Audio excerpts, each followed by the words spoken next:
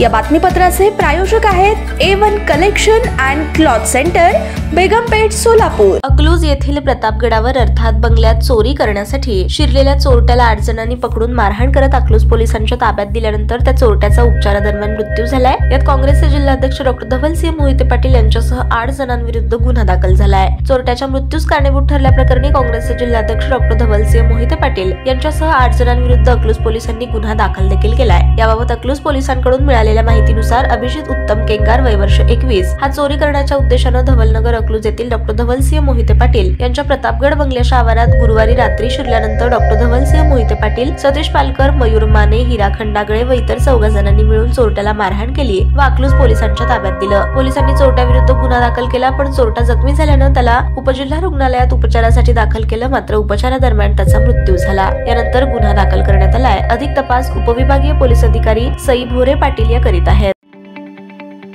ताज्या बातम्या पाहण्यासाठी प्राईम महाराष्ट्र न्यूज चॅनलला सबस्क्राईब करा।